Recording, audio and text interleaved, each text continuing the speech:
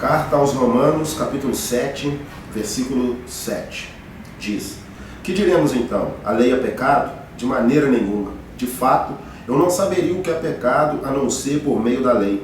Pois na realidade eu não saberia o que é a cobiça se a lei não dissesse: não cobiçarás. Mas o pecado, aproveitando a oportunidade dada pelo mandamento, produziu em mim todo tipo de desejo cobiçoso. Pois sem a lei o pecado está morto. Antes eu vivia sem a lei, mas quando o mandamento veio, o pecado reviveu e eu morri. Descobri que o próprio mandamento destinado a produzir vida, na verdade, produziu morte. Pois o pecado, aproveitando a oportunidade dada pelo mandamento, enganou-me e por meio do mandamento me matou. De fato, a lei é santa e o mandamento é santo, justo e bom. E então, o que é bom se tornou em mim morte? De maneira nenhuma. Mas para que o pecado se mostrasse como pecado, ele produziu morte em mim por meio do que era bom, de modo que por meio do mandamento ele se mostrasse extremamente pecaminoso. Versículo 21. Assim, encontro essa lei que atua em mim. Quando quero fazer o bem, o mal está junto a mim. No íntimo do meu ser, tenho prazer na lei de Deus, mas vejo outra lei atuando nos membros do meu corpo, guerreando contra a lei da minha mente, tornando-me prisioneiro da lei do pecado que atua em meus membros. Miserável homem que eu sou. Quem me livrará do corpo sujeito a essa morte? Graças a Deus por Jesus Cristo nosso Senhor, de modo que com a mente eu próprio sou escravo da lei de Deus, mas com a carne da lei do pecado. Em momento nenhum, no plano de reconciliação, de salvação, no plano de vida que o Deus soberano traçou para as nossas vidas, Ele nos entregou superpoderes. Em momento nenhum Ele nos permitiu sermos mais do que os nossos olhos enxergam que nós somos. Nós, em momento nenhum dessa caminhada, nos transformamos em supercrentes. É legal falar sobre isso porque quando existe um contato com a palavra de Deus, quando existe um contato com o Evangelho, as pessoas geralmente, elas naquela primeira oração, onde elas vão ali para frente, após levantar a mão, ou após o pastor, ou quem estiver dirigindo a reunião, convidar, elas vão lá na frente, recebem uma oração, onde alguém às vezes ora, perdoando os pecados daquelas pessoas, onde às vezes alguém ora, pedindo para que o nome seja escrito no livro da vida, e isso traz uma sensação de superpoder, traz uma sensação de que nós simplesmente agora somos muito melhores do que o resto das pessoas que estão do lado de fora da igreja. Mas essa mensagem e sobre o que nós vamos conversar hoje traz exatamente uma contracultura dessa ideia, aonde a Bíblia nos mostra que nós somos sim nova criatura, nós temos sim uma nova perspectiva de vida, nós temos uma nova missão, nós temos um novo Senhor, nós temos uma nova forma de enxergar e de lidar com as coisas, mas dentro do nosso coração ainda esconde, ainda habita o pecado. E entender isso faz com que nós nos transformemos de verdade em discípulos, porque esse senso de discípulo, ele me faz lembrar que eu sempre tenho algo a aprender. A caminhada com Cristo, ela sempre tem algo a me oferecer enquanto eu caminho com Ele. E na Bíblia eu vejo o apóstolo Paulo falando sobre isso, que ele, ao procurar fazer o bem, ele encontrou dentro dele mesmo uma lei que obrigava ele a fazer o mal em algum aspecto. Então, Paulo, após ter uma experiência maravilhosa com Deus, após se entregar completamente, reconhece que dentro dele ainda existe algo que leva ele, que impulsiona ele a fazer alguma coisa contrária àquilo que ele quer fazer.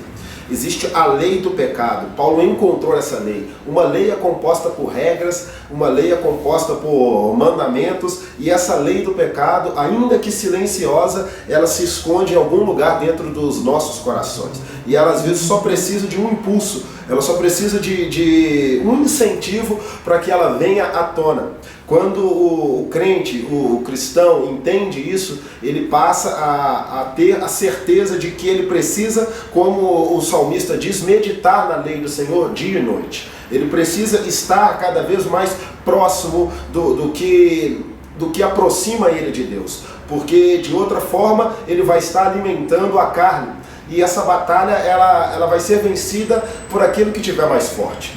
O próprio apóstolo Paulo fala sobre isso, que que o Espírito produz o que é do Espírito e a carne produz o que é da carne. E eles estão lutando continuamente. E eu optei por alimentar o meu espírito. E eu entendi que a melhor forma de alimentar o meu espírito é mergulhando na palavra, é mergulhando naquilo que Deus deixou para mim.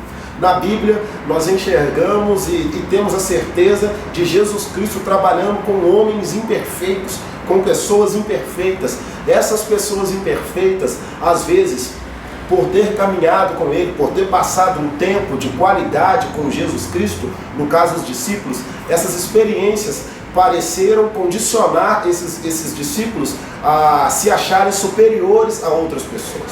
Na Bíblia, nós enxergamos, lemos, os discípulos falando que encontraram outro homem expulsando o demônio, mas que eles repreenderam aquele homem porque não era um deles. Os discípulos, eles tinham ciúmes, eles queriam ser o centro da atenção porque eles estavam com Jesus Cristo. Certa vez, passando por uma cidade, eles não foram bem recebidos e os discípulos, eles se sentiram tão poderosos ao ponto de perguntar a Jesus Cristo se eles poderiam orar para fazer chover naquela cidade. Da mesma maneira como Elias fez. Então eles já se comparavam em nível de poder, em nível de autoridade, em nível de condição, até mesmo a Elias. Eles achavam que quando eles não eram bem tratados, eles poderiam destruir uma situação, eles poderiam destruir uma cidade, eles poderiam repreender alguém, mas vem Jesus Cristo e nas duas situações fala que eles ainda não entenderam o Espírito que habita dentro deles. Eles não entenderam ainda como esse Espírito trata com as pessoas. Esse Espírito vem trazer salvação, não condenação. Jesus Cristo entendeu desde o início que ele seria perseguido, que ele não seria o centro das atenções, mas isso em momento nenhum impediu Jesus Cristo de servir a comunidade, impediu Jesus Cristo de trabalhar na cultura, impediu Jesus Cristo de inserir o Evangelho na vida das pessoas. Mesmo não sendo centro, mesmo entrando em uma cidade montada em jumentinho, símbolo de humildade, ele continuou reconhecendo a missão dele, que não era maior nem menor pela forma como as pessoas tratavam ele. Mas os discípulos, por serem pessoas completamente diferentes de Jesus Cristo, eles queriam um espaço diferente, eles queriam uma atenção diferenciada. Dois desses discípulos, uma passagem na Bíblia diz que eles estavam acompanhados da mãe e outros que eles estavam sozinhos. Eles pediram para ter um lugar de destaque no céu ao lado de Jesus Cristo. Jesus Cristo vem e fala com eles assim, olha, esse lugar está reservado para duas pessoas, foi o meu Pai que reservou, mas cabe a vocês tomar do meu cálice e receber do meu batismo. Tomar do cálice está diretamente ligado a sofrer com Jesus Cristo. O cálice representa o sangue, então nós somos convidados a participar do sofrimento de Jesus Cristo, não a estar sentado ao lado dele na glória dele. Nós precisamos nos colocar no nosso lugar. E quando Jesus Cristo fala isso com esses dois discípulos, os outros 10 se entristecem com eles. Porque não só eles mostraram que queriam estar à frente daqueles outros discípulos, mas porque aquela mesma resposta de Jesus Cristo serviu para aqueles discípulos e desanimou os 12 discípulos de uma vez só. Quando Jesus Cristo vem e fala que os últimos seriam o primeiro, que nós nascemos para servir. Quando nós entendemos esse sentido de servidão, nós encontramos a razão de ser discípulo.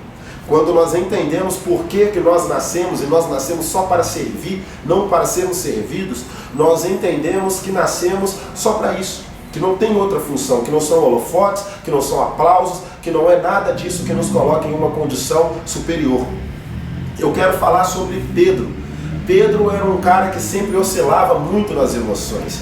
E esse Pedro, ele, na minha opinião, ele acreditava sim ser alguém com superpoderes. Ele quis andar sobre as águas, ele quis ter diversas experiências.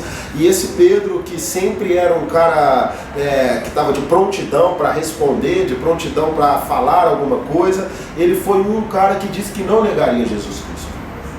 E Jesus Cristo disse que ele negaria. Esse Pedro foi e reafirmou que se fosse preciso morreria por isso. Mais para frente, Jesus Cristo vem e fala que quando esse Pedro se convertesse de verdade, ele ajudaria os seus irmãos. Esse sentido de se converter de verdade, ele mexe muito com a minha cabeça, Porque pessoas que andavam com Jesus Cristo, na visão de Jesus Cristo, no entendimento de Jesus Cristo, ainda não tinham se convertido ao ponto de poder fortalecer outras pessoas. Ou seja, eles conheciam um pouco, mas não tinham condição de fortalecer os outros, porque ainda estavam preocupados em fortalecer a eles só uma força interna, uma força pessoal. Então Jesus Cristo diz: Pedro, quando você se converter, você vai ter condição de fortalecer os seus irmãos. Esse mesmo Pedro tinha recebido da boca de Jesus Cristo uma palavra onde ele se sentiu muito forte sobre a igreja, né? Sobre essa rocha firmarei a minha igreja. E logo em sequência, Pedro, cheio de ego, ele vai, se coloca à frente de Jesus Cristo, quase que repreendendo Jesus Cristo, e ele é repreendido por Jesus Cristo. E Jesus Cristo fala que nós devemos negar a nós mesmos, fazendo uma menção direta a isso. Pedro, apesar de ter recebido aquela palavra, ele não deveria se sentir melhor por causa daquela palavra. Então, isso mexe muito comigo. Independente do que eu acho que vai acontecer comigo, eu devo negar a minha vontade, que às vezes se justifica em uma profecia, que às vezes se justifica em uma certeza e me faz sentir melhor ou melhor do que outra pessoa. Então, quando eu nego a isso tudo, eu estou disposto a seguir a esse Jesus Cristo, que é humildade a todo tempo. Mas então, esse Pedro, que deveria se converter de novo, ele tem uma experiência muito forte com Jesus Cristo. Uma experiência onde ele reconhece, da mesma maneira como Paulo reconheceu que existia algo de pecado dentro dele, esse Pedro reconhece isso. Ele reconhece que ele precisava converter de novo quando o galo canta, após ele negar Jesus Cristo 3 vezes. Quando o galo canta, literalmente esse Pedro desperta, literalmente esse Pedro entende quem ele é de verdade. Em algumas versões da Bíblia diz que após o galo cantar, Pedro, caindo em si, chorou amargamente. Então, às vezes é necessário que o galo cante para nos despertar, para que eu possa cair na real e entender quem eu sou de verdade, aonde eu estou de verdade, que eu não tenho superpoderes, que eu não tenho super habilidades, que embora Deus tenha colocado em mim uma autoridade pastoral, embora Deus tenha colocado autoridade pastoral em outras pessoas, embora Ele tenha designado outras pessoas para outras funções, eu ainda tenho os meus pecados, ainda tenho as minhas limitações, e diariamente eu preciso voltar para Jesus Cristo, fazer essa conversão. Diariamente eu preciso entender que existe a lei do pecado, que se eu não tomar cuidado, ela vai dominar os membros do meu corpo, ela vai me fazer pecar, ela vai me fazer ir em uma direção contrária. Mas ao mesmo tempo, quando eu caio na real, quando eu choro amargamente, quando eu vejo quem eu sou, quando eu me reconheço como um homem miserável, eu me torno fraco, e na fraqueza da minha alma o poder de Deus se aperfeiçoou. A Bíblia fala sobre isso. Quando eu me sinto fraco, é que eu sou forte. Deus tem um prazer especial em trabalhar com pessoas que se reconhecem como inferiores, que se reconhecem como necessitadas do amor dele. Quando ele fala bem-aventurados pobres em espírito, ele está falando justamente sobre isso, sobre uma pessoa que todo dia bate na porta dele e reconhece: olha, ainda tenho fome, ainda tenho sede, ainda preciso do que o Senhor pode me oferecer. E isso é algo que deve ser uma rotina, isso é algo que deve ser frequente nas nossas vidas. A mensagem que eu quero passar hoje é sobre isso. Nós não temos superpoderes, nós temos ainda limitações, mas essas limitações são controladas a partir da forma como nós alimentamos o espírito, e a carne se torna cada dia mais fraca. A partir do momento que a carne não vai ter mais condição de tomar a frente de quem eu sou, a carne vai se tornando cada vez mais fraca, cada vez menos saudável, e o espírito vai se tornando justamente o inverso, cada vez mais forte, cada vez mais saudável, e os meus atos, a minha vida vai mostrando, vai deixando evidência de que o Espírito de Deus é que me guia, não a minha vontade própria. Que Deus possa nos abençoar nessa missão de reconhecermos quem nós somos e que precisamos dele diariamente.